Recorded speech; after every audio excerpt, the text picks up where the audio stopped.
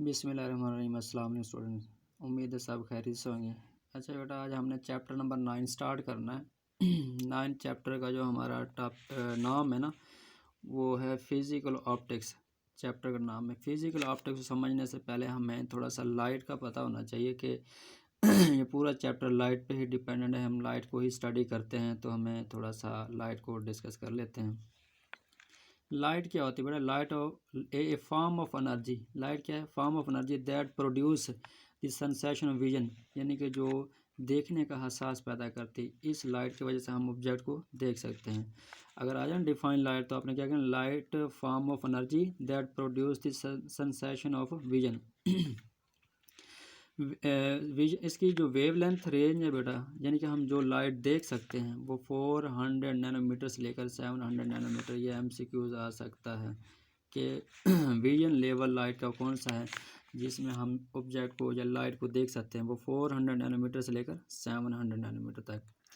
अच्छा, अब physical optics हम पढ़ रहे हैं, तो मतलब ऑप्टिक्स क्या होता है पता हमें होना चाहिए। अगर आ जाए ना, what is mean by optics? Optics होता है बेटा स्टडी ऑफ लाइट। क्या होता है? स्टडी ऑफ लाइट, यानी कि लाइट के बारे में हमने स्टडी जो करना होता है वो ऑप्टिक्स कहलाता है। अब ऑप्टिक्स दो तरह की होती हैं। एक होती है ज्योमेट्रिकल ऑप्टिक्स, एक होती है फिजिकल ऑप्टिक्स।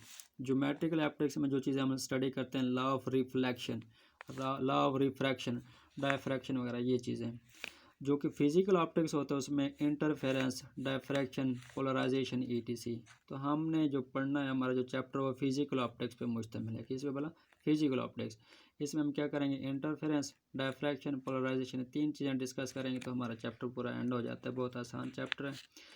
तो दोबारा बता दें बेटा, लाइट क्या होता है? Form of energy that produce the sensation of vision. इसकी वेवलेंथ रेंज जो होती है 400 नैनोमीटर से लेकर 700 नैनोमीटर तक।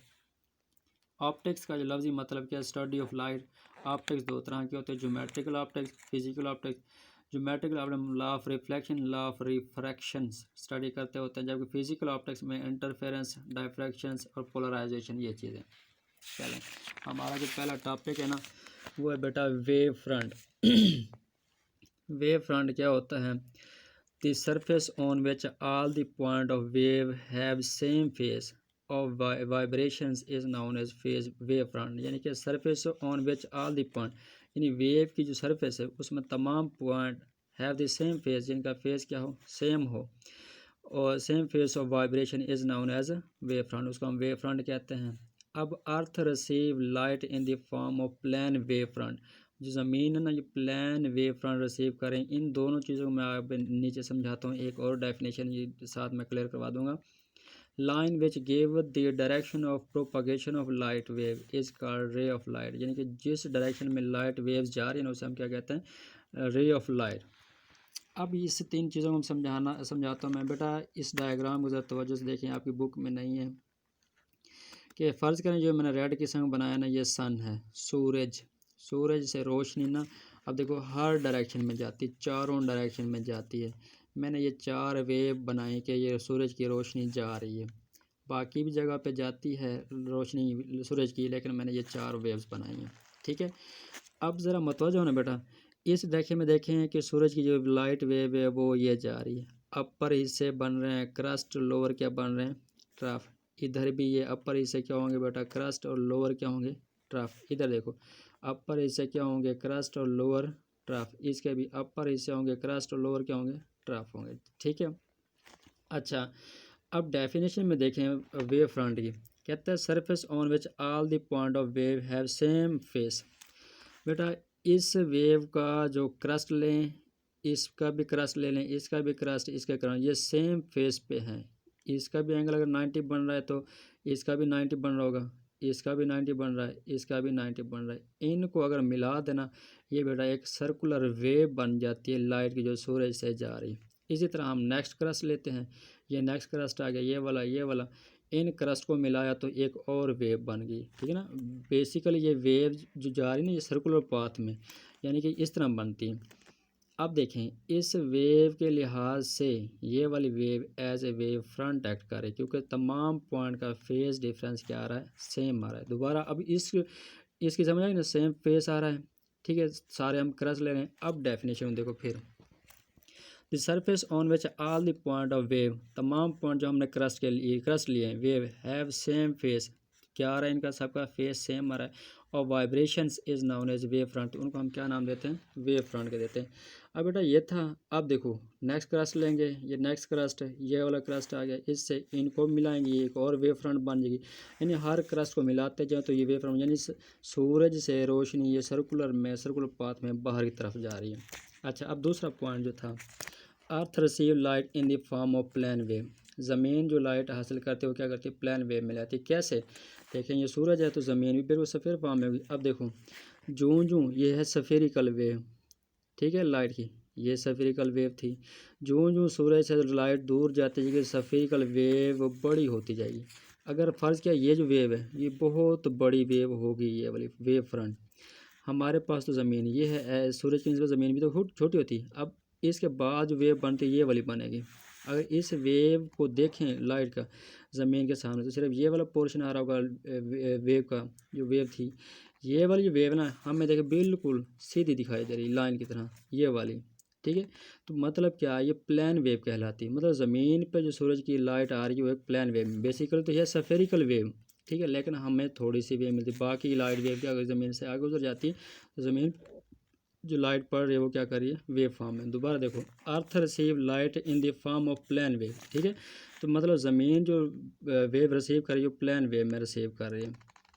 दूसरा, अब देखो वेव क्या बन रही थी, सर्कुलर पाथ बन रही थी, ये वेव फ्रंट सर्कुलर है, फिर अगली नेक्स्ट वेव फ्रंट सर्कुलर, फिर अगली नेक्स्ट सर्कुलर बनेगी, लेकिन वेव सफेरिकल बन रही है, लेकिन वेव की डायरेक्शन क्या है परपेंडिकुलर है, ये भी इधर होगा, ये भी इधर होगा, ये भी इधर होगा, तो ये परपेंडिकुलर वेव जा रही है ना, ठीक है बेटा।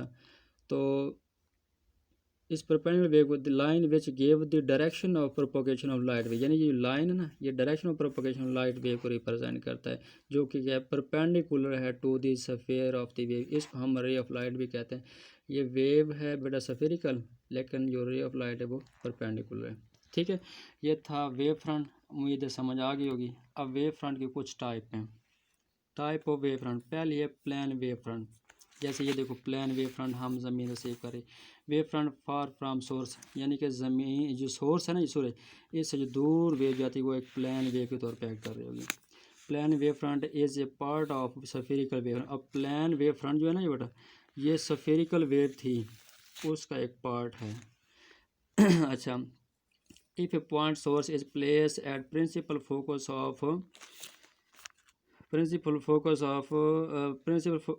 ऑफ लेंस, ठीक है। अब देखें इसका ये बात कहते हैं फिर पॉइंट सोर्स, अगर कोई सोर्स है लेंस के सामने पड़ा है, अगर हम प्रिंसिपल फोकस पे लाई करें ना फिर क्या होगा, principal focus of convex lens it produce plane wave front, यानी कि ये हमारे पास लेंस है इसका फोकस पॉइंट था ये वाला, इधर कोई सोर्स ऑफ लाइट पड़ा है तो इसकी जो रे ऑफ लाइट जा रही है ना ये वाली, ये बेटा प्लेन वेव प्रोड्यूस करेंगे। ये ऑब्जेक्टिव में पूछा जा सकता है कि if the source of light are place on the focus point from convex lens then produce wave, यानी कि प्लेन वेव प्रोड्यूस होंगी, सफेरिकल प्लेन वेव फलां फलां, तो आपने किस पर क्लिक करना है प्लेन वेव फ्रंट प्रोड्यूस होगी। अब दूसरी जो टाइप है ना वेव फ्रंट की वो है spherical wave front. Spherical wave front near the source distance between two consecutive wave front is equal to wave length, यानी कि जो सोर्स के करीब जो वेव होती है ना वो सफेरिकल फॉर्म में होंगी, दो सोर्स के दरमियान जो डिस्टेंस वो वेव लेंथ के बराबर होगा। हम देखते हैं ये देखो ये सूरज था, इसके करीब ये बेटा क्रस्ट को हम मिलाया था। अब नेक्स्ट जो वेव फ्रंट होगा ये वाला बेटा क्रस्ट से क्रस्ट तक डिस्टेंस क्या होता है वेव लेंथ के बराबर होता है। अब ये वाली जो वेव फ्रंट है बेटा क्या होगी सफेरिकल वेव फ्रंट होगी, इनके दरमियान डिस्टेंस क्या आ गया लैम्डा, तो यही बात वो बता रहा है। दोबारा देखिए wave front near the source distance between two consecutive wave front is equal to lambda, तो ये सफेरिकल वेव कहलाती हैं। आगे इसके साथ छोटा सा एक शॉर्ट क्वेश्चन ये है कि हाइगन प्रिंसिपल क्या होता है। कहता है स्टेटमेंट इसकी every point of wave front act as a source of secondary wavelet, यानी कि हर पॉइंट जो वेव फ्रंट पे ना वो एज ए सोर्स के तौर पे एक्ट करेगा सेकेंडरी वेवलेट का। मैं इसको थोड़ा सा समझाता हूँ बेटा। देखें लेट्स सपोज हमारे पास ये सोर्स ऑफ साउंड है, सोर्स ऑफ लाइट है, इससे लाइट इमिट होगी, ये पहली एक वेव फ्रंट बनी, जैसे ये था इसकी ये पहली वेव फ्रंट बनी, हमने सिर्फ ये वाला हिस्सा लिया इस डायग्राम में ठीक है। अब बेटा ये जो हर डायरेक्शन में वेव जा रही थी ना यूँ, ये भी क्रस्ट बन रहा है, फर्ज किया ये भी क्रस्ट बन रहा है, ये भी। अब ये क्रस्ट जो बन रहा है ना, ये एक पॉइंट बन गया, ये भी एक पॉइंट बन गया। ये पॉइंट एज सोर्स एक्ट करेंगे, इनके लिहाज से एक छोटी सी वेव बनेगी। नेक्स्ट पॉइंट है उसके लिए भी एक छोटी सी वेव बनती है। ये छोटी जो वेव्स बनते हैं ना इन पॉइंट के लिहाज से, इन छोटी वेव को हम नाम देते होते हैं वेवलेट कहते हैं। क्या कहते हैं बेटा? वेवलेट कहते हैं। इसके भी एक छोटी सी वेव बनी, वेवलेट आ गई, इसका भी ये वेवलेट ये सारी। अब वो कहता ये है, दोबारा देखो, every point of wave front का हर point act as a source, वो क्या करेगा? एज ए सोर्स के तौर पे एक्ट करेगा ऑफ सेकेंडरी वेवलेट, जिसकी वो सेकेंडरी वेवलेट बनते हैं इसके लिहाज से ये क्या करेगा? As a source. अब देखो बेटा, इन वेवलेट को अगर हम मिलाएं ना, एक फिर वेव बन जाती है। अब इस वेव पे फिर वो पॉइंट सोर्स बनेंगे, ठीक है। अब ये पॉइंट सोर्स जो है इसके लिहाज से ये वाली वेवलेट बनेगी, इस पॉइंट सोर्स के लिहाज से ये वाली वेवलेट, यानी ये सेकेंडरी वेवलेट बन रही। इन वेवलेट को अगर हम मिलाएंगे तब भी ये एक वेव बन जाएगी। अब इनके दरमियान भी पॉइंट सोर्स बनेंगे, इन पॉइंट सोर्स के लिहाज से फिर क्या होगा? एक सेकेंडरी और वेवलेट बनेंगे, ठीक है। तो मतलब ये सिलसिला चलता जाता है। आगे, position and shape of new wave front is tangent involve of secondary wave, यानी टेंजेंट देखो ना, ये इसकी डायरेक्शन ये है, इसके बिल्कुल टेंजेंट आती है, ये वेव फ्रंट बनती है, ठीक है ना। दोबारा, position and shape of new wave front, ये है बेटा न्यू वेव फ्रंट। कहता है इस टेंजेंट मतलब ये है कि ये है वेवलेट, इसके वो एक कोने पे एक पॉइंट पे छू के ये वेव गुजर रही है, हर एक वेवलेट को एक पॉइंट पे छू गुजर रही है। इन्वॉल्व का मतलब इसके ऊपर, उन सब के ऊपर से, ऑफ सेकेंडरी वेवलेट, यानी सेकेंडरी वेवलेट, यानी इस पॉइंट की वेवलेट बनते हैं ना, ये सेकेंडरी वेवलेट थे। हर सेकेंडरी वेवलेट के एक पॉइंट पे छू के जो एक वेव बनेगी ना, वो सेकेंडरी वेव फ्रंट या second position of wave front कहला सकती है। ये था हाइगन प्रिंसिपल। वेवलेट समझ आ गई बेटा, ये छोटी छोटी वेव बनती हैं सोर्स के तौर पे, सोर्स ऑफ लाइट की वजह से इनको हम कहते होते हैं वेवलेट। तमाम वेवलेट को मिलाएं तो एक वेव फ्रंट बन जाती है। दोबारा देखें, छोटी छोटी जो वेव्स बनते हैं ना सोर्स ऑफ लाइट की वजह से, इनको हम कहते हैं वेवलेट। अगर तमाम वेवलेट को टेंजेंटली एक लाइन मिला दे, वो बन जाती है वेव फ्रंट। ओके, आगे है इंटरफेरेंस ऑफ लाइट। इंटरफेरेंस, इसकी डेफिनेशन देख लें। इंटरफेरेंस ऑफ लाइट भी है, इंटरफेरेंस ऑफ साउंड भी है। चैप्टर हम पिछला करके है, मैंने आपको बीट्स जो पढ़ाया था उससे पहले बताया था इंटरफेरेंस, बीट्स और स्टेशनरी वेव की डेफिनेशन चैप्टर 8 में। तो वही interference, two wave have same frequency and move in the same direction to overlap to produce, यानी जब दो wave same frequency same direction में जा रही ना, अगर ओवरलैप करें तो क्या पैदा करते हैं? इंटरफेरेंस। अब इस इंटरफेरेंस को हम देखते हैं। इंटरफेरेंस दो तरह के होते हैं, एक होता है कंजक्टिव, एक होता है डिस्ट्रक्टिव। Conjunctive and destructive. अब कंजक्टिव जो इंटरफेरेंस होता है ना, कंस्ट्रक्टिव भी कहते हैं, डिस्ट्रक्टिव भी। कंस्ट्रक्टिव या conjunctive? Constructive, constructive. Constructive interference देखें बेटा, रिजल्टेंट एम्पलीट्यूड इंक्रीज हो जाता है उसका जब कंस्ट्रक्टिव इंटरफेरेंस बनता है। जब साउंड वेव के लिए हम कंस्ट्रक्टिव इंटरफेरेंस कराएंगे तो लाउडनेस इंक्रीज कर जाती है, लाइट के लिए क्या होगा? ब्राइटनेस इंक्रीज कर जाएगी। अब कंस्ट्रक्टिव इंटरफेरेंस कब होता है वो देखें ज़रा। ये हमने दो वेव ली हैं, ये वेव भी इधर जा रही है, ये वाली दूसरी वेव भी इधर जा रही है।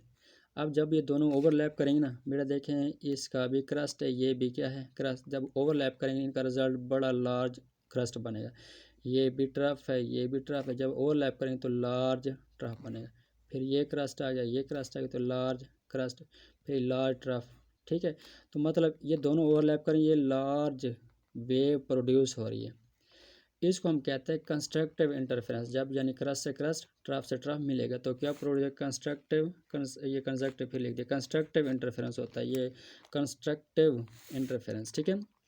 अच्छा, अब इसमें देखें रिजल्टेंट एम्पलीट्यूड क्या हो गया बेटा? इंक्रीज। देखो रिजल्टेंट एम्पलीट्यूड क्या हो गया? इंक्रीज करें। दूसरा, अगर ये दोनों वेव थी साउंड ओवरलैप करेंगे तो इसके लाउडनेस बढ़ जाएगी, ये जो है ना इसका लाउडनेस क्या हो जाएगी? ज़्यादा। अगर ये दोनों वेव हैं लाइट की तो ब्राइटनेस बढ़ जाएगी। ये था कंस्ट्रक्टिव इंटरफेरेंस। अब आ जाते हैं डिस्ट्रक्टिव इंटरफेरेंस। कंस्ट्रक्टर में पहचान याद रखना बेटा, क्रस्ट से क्रस्ट मिलेगा, ट्रफ से ट्रफ मिलेगा, तो ये एम्पलीट्यूड बढ़ जाता है। ब्राइटनेस अगर लाइट है तो ब्राइटनेस बढ़ गई, अगर वो साउंड है तो लाउडनेस बढ़ गई। अब आगे डिस्ट्रक्टिव इंटरफेरेंस, इसका रिजल्टेंट एम्पलीट्यूड डिक्रीज हो जाएगा। अगर साउंड है तो लाउडनेस डिक्रीज होगी, अगर लाइट है तो ब्राइटनेस डिक्रीज हो जाएगी। अब इसकी दो वेव देखें। डिस्ट्रक्टिव में होता है कि क्रस्ट ओवरलैप करेगा, मिलेगा ट्रफ के साथ, फिर इसका जो ट्रफ है ये मिलेगा क्रस्ट के साथ, इसका क्रस्ट इसका ट्रफ, मतलब आउट ऑफ फेस हो जाते हैं। ठीक है, अगर हम इसका ट्रफ और इसका क्रस्ट जब ओवरलैप करेंगे, एक दूसरे कैंसिल कर देंगे, रिजल्टेंट वेव क्या मिलेगी, बिल्कुल स्ट्रेट लाइन मिलती है, ना उसका एम्पलीट्यूड इंक्रीज हुआ ना डिक्रीज, कुछ भी नहीं है। ठीक है, इसको हम क्या कहेंगे, डिस्ट्रक्टिव। डिस्ट्रक्टिव की पहचान क्या होगी, जब ये दोनों ओवरलैप करते हैं तो क्रस्ट से ट्रफ, ट्रफ से क्रस्ट मिलता है। तो देखें बेटा, इनका जो रिजल्टेंट बना एम्पलीट्यूड क्या हो गया, डिक्रीज करके, कोई एम्पलीट्यूड नहीं। अगर दोनों ये साउंड वेव में तो लाउडनेस क्या हो गई, डिक्रीज होगी, अगर लाइट है तो ब्राइटनेस क्या होगी, डिक्रीज होगी। ये था डिस्ट्रक्टिव इंटरफेरेंस। अब इनकी कुछ कंडीशन है कंस्ट्रक्टिव इंटरफेरेंस की और डिस्ट्रक्टिव की। ये ज़रा वेव मैंने बनाई, इसको ज़रा तवज्जो से समझना बेटा। ये पहली वेव है, स्टार्ट हो रही है मीन पोजीशन से, ये वेव जा रही है। इसके लिहाज से हम पहले ना कंस्ट्रक्टिव को ज़रा वो डिस्कस कर रहे हैं, ज़रा समझ लेना। हम ना इन पहली वेव के लिहाज से दूसरी वेव का पाथ डिफरेंस लेना है और ऐसा लेना है कि कंस्ट्रक्टिव इंटरफेरेंस ही पैदा हो। मैं यूँ करता हूँ, अगर दूसरी वेव भी इधर स्टार्ट करता ना, बिल्कुल सेम ओवरलैप करते, रिजल्टेंट हमें एम्पलीट्यूड लार्ज मिलता, कंस्ट्रक्टिव इंटरफेरेंस होता। मैं ना दूसरी वेव स्टार्ट करता हूँ जब ये एक वेव लेंथ तो गुजर चुकी है, यानी कि इस वेव और इस वेव में पाथ डिफरेंस कितना आ रहा हो, लैम्डा का। जब मैं स्टार्ट में बेटा देखो, इसका भी क्रस्ट बन रहा है, इसका भी क्रस्ट है, ओवरलैप करेगी, एम्पलीट्यूड क्या हो जाएगा, लार्ज, तो मतलब क्या हो गया, कंस्ट्रक्टिव इंटरफेरेंस हो गया। अच्छा, इसका भी ट्रफ, ये भी ट्रफ, फिर क्रस्ट, फिर क्रस्ट, ये सेम दोनों ऐड हो रहे हैं, तो इंटरफेरेंस बेटा क्या होगा, कंस्ट्रक्टिव हो गया। चलें, ये जब हमने पाथ डिफरेंस लैम्डा लिया ना, तब भी क्या हो रहा है, कंस्ट्रक्टिव। हम फिर लैम्डा और ऐड करेंगे तो पाथ डिफरेंस क्या हो जाएगा, 2 लैम्डा। 2 लैम्डा मतलब है कि हम इधर स्टार्ट करेंगे। ये वेव देखो, ये फिर क्रस्ट बन रहा है, तो इसका देखो फिर क्रस्ट बन रहा है, ऐड होंगे। ये ट्रफ बन रहा है तो इसका भी ट्रफ बन रहा है, फिर ये क्रस्ट बन रहा है तो ये भी क्रस्ट ऐड होंगे, तो मतलब क्या होगा बेटा, ये भी कंस्ट्रक्टिव इंटरफेरेंस। हम मज़ीद एक लैम्डा को और डिफरेंस लेंगे तो आगे जो दूसरी वेव बनेगी वो इधर से स्टार्ट होगी बेटा, उसका भी क्रस्ट बनेगा, ये भी क्रस्ट है, तो मतलब तब भी क्या होता जाएगा, कंस्ट्रक्टिव इंटरफेरेंस आता है। इससे क्या साबित हुआ, साबित ये हुआ बेटा कि जब हम path difference lambda, 2 lambda, 3 lambda, 4 lambda up to sun n lambda तक पाथ डिफरेंस लेते जाए ना, इस पाथ पे जो हमें इंटरफेरेंस मिलेगा वो कंस्ट्रक्टिव ही मिलेगा। एम्पलीट्यूड भी लार्ज होगा, अगर साउंड है तो लाउडनेस लार्ज मिलेगी, अगर लाइट है तो ब्राइटनेस हमें ज़्यादा मिलेगी। ये पाथ डिफरेंस आ गया। इनके लिहाज से जो फेस डिफरेंस आएगा बेटा, देखें इधर से इधर तक अपना टू पाई का फेस डिफरेंस है। नेक्स्ट में जब इधर आएगा 4 पाई, फिर 6 पाई, 2n पाई तक हम फेस डिफरेंस लेते जाते हैं बेटा। ये ऑब्जेक्टिव आ सकते हैं, याद रखना। कंस्ट्रक्टिव इंटरफेरेंस पाथ डिफरेंस आते हैं 1 lambda, 2 lambda, 3 lambda, n lambda तक, जबकि इनमें फेस डिफरेंस क्या आता है, 2 पाई, 4 पाई, 6 पाई, यानी इवन नंबर मल्टीपल ऑफ पाई का ये 2n पाई तक बढ़ता जाता है। ये तो था कंस्ट्रक्टिव इंटरफेरेंस की कंडीशंस। अब आ जाते हैं डिस्ट्रक्टिव के लिए। डिस्ट्रक्टिव फिर वही पहली वेव एज इट, जैसे मैंने अभी कहा था, लिया हमने। दूसरी वेव जो लेंगे ना, स्टार लेंगे हम, हाफ वेव का डिफरेंस है, मतलब ये वेव इधर ख़त्म हुई ना, हमने इधर स्टार्ट करना है वेव। इसमें क्या होगा बेटा, ये तो बन रहा है क्रस्ट और ये क्या बन रहा है, ट्रफ, क्या होंगे, कैंसल। हमें डिस्ट्रक्टिव इंटरफेरेंस मिल गया। अब इसका ये क्रस्ट बन रहा है, इसका क्या बन रहा है, ट्रफ। तो बेटा देखो, इसका क्रस्ट तो इसका ट्रफ, ये कैंसल, हमें आउटपुट कुछ नहीं मिलेगा। तो मतलब कब, जब हम पाथ डिफरेंस किया था, लिया था 1/2 लैम्डा, कितना लिया था, 1/2 लैम्डा, तो हमें डिस्ट्रक्टिव इंटरफेरेंस आ रहा है। ये तो थी दूसरी। अब मैं तीसरी वेव स्टार्ट करता हूँ ना, इस हाफ वेव लेंथ में हम लैम्डा और आगे वेव को ले जाते हैं, 1 लैम्डा। देखो 1/2 लैम्डा, हम लैम्डा आगे ले गए तो इसको बटा मैंने 1 लगाया, ताकि एलसीएम लेके हम सिंप्लीफाई कर देंगे। 2 और 1 के एलसीएम लिया 2 आ गया, 2 को डिवाइड करोगे 1 आते हैं, लैम्डा इधर 2 लैम्डा या 3 लैम्डा/2 आ जाएगा। यानी इस वेव और इस वेव का पाथ डिफरेंस आ जाएगा 3 लैम्डा/2। तो जो स्टार्ट होगी बेटा, ये देखो फिर इसका क्रॉस बन रहा है, इसका क्या बन रहा है, ट्रफ बन रहा है, क्या करेंगे, कैंसिल। अब इसका ट्रफ बन रहा है, इसका क्या बन रहा है क्रॉस, तो क्या करेंगे कैंसिल। मतलब क्या, जब हम पास 1/2 लैम्डा लिया तब भी डिस्ट्रक्टिव आ रहा है, 3 λ/2 आया तब भी क्या आएगा डिस्ट्रक्टिव। इसमें हमने किया क्या कि बेटा पहला तो हमने ले लिया 1/2 लैम्डा, नेक्स्ट हम लैम्डा लैम्डा का पाथ लेते जाएंगे ना, हमारा आड इंटीजर हाफ वेवलेंथ आता जाएगा। अब ये तो था ना जब इधर स्टार्ट किया 3 λ/2, मज़ीद अगर हम 3 λ/2 में और एक वेवलेंथ आगे ले जाएंगे ना वेव को, लैम्डा और ले जाएंगे, फिर वो 5 λ/3, अगर मज़ीद लैम्डा और ले जाएंगे 7 λ/2 आ जाएगा, अगर मज़ीद वेवलेंथ लैम्डा और आगे ले जाएंगे तो 9 λ/2। तो मतलब इस पाथ का डिफरेंस आता जाएगा और हमें जो इंटरफेरेंस मिलेगा वो डिस्ट्रक्टिव मिलता है। तो डिस्ट्रक्टिव पाथ डिफरेंस क्या आ रहा है बेटा, half wavelength, 3 half wavelength, 5 half wavelength, up to चलते जाएंगे ना, m+1/2 लैम्डा टाइम ये हाफ वेवलेंथ आती है। फेज डिफरेंस जो इसका आएगा pi 3 pi 5 pi 7 pi up to m+1/2 pi time, ये हमें फेज का डिफरेंस मिलता जाता है। ये था बेटा इंटरफेरेंस। यानी कि इंटरफेरेंस दो तरह के हमने पढ़े, कंस्ट्रक्ट और डिस्ट्रक्ट। अब सस्टेन हमें मिलता है इंटरफेरेंस से बेटा सोर्स ऑफ लाइट। सस्टेन वो होता है जिसको हम कंट्रोल कर सकें, इंटरफेरेंस हम अपनी मर्ज़ी के साथ उसको चेंज कर सकें। इसके लिए लाइट सोर्स को जो होना चाहिए वो क्या होना चाहिए, मोनोक्रोमेटिक। मोनोक्रोमेटिक का क्या मतलब है, इस कलर में डेफिनेशन दिए। मोनो का मतलब होता है वन, क्रोमेटिक या क्रोम का मतलब होता है कलर, यानी सिंगल कलर वाले। अगर कलर सिंगल है ना, सिंगल कलर की जो लाइट है उसका वेवलेंथ भी सेम सिंगल होती है, यानी सिंगल वेवलेंथ की जो लाइट होती है ना उसे मोनोक्रोमेटिक कहते हैं। कोहेरेंट का मतलब होता है ऐसी लाइट वेव जिसका फेज डिफरेंस क्या हो, सेम हो, जो कांस्टेंट हो। इन वेव्स को जो हम लाइट प्रोड्यूस करते हैं उनको हम क्या कर सकते हैं, कंट्रोल कर सकते हैं। इंटरफेरेंस और डिस्ट्रक्टिव जो है प्रोड्यूस कराते हैं हम करा सकते हैं। इसकी जो मशहूर मिसाल है वो क्या है, लेज़र लाइट। लेज़र लाइट की मोनोक्रोमेटिक लाइट होती है, कोहेरेंट होती है। हम इससे जो इंटरफेरेंस पैदा करेंगे वो सस्टेन्ड इंटरफेरेंस कहलाता है। अच्छा अब आगे अनसस्टेन्ड इंटरफेरेंस। सोर्स ऑफ लाइट बेटा ये वाइट लाइट होगी, ठीक है। वाइट लाइट कौन सी है, वाइट लाइट जो सूरज की लाइट हरी, ये नॉन कोहेरेंट और नॉन मोनोक्रोमेटिक है, क्योंकि सूरज की लाइट में 7 कलर होते हैं, इनको हम कंट्रोल नहीं कर सकते। ये अनसस्टेन, यानी ऐसी लाइट जिसके इंटरफेरेंस को हम कंट्रोल कर सके सस्टेन, जिसको ना कर सके वो अनसस्टेन कहलाता है। ये था हमारे पास इंटरफेरेंस। कल इंशाल्लाह यंग डबल स्लिट एक्सपेरिमेंट पढ़ेंगे, वो लॉन्ग क्वेश्चन आता है। उम्मीद है आपको समझ आ जाएगी। ओके, खुदा हाफिज़।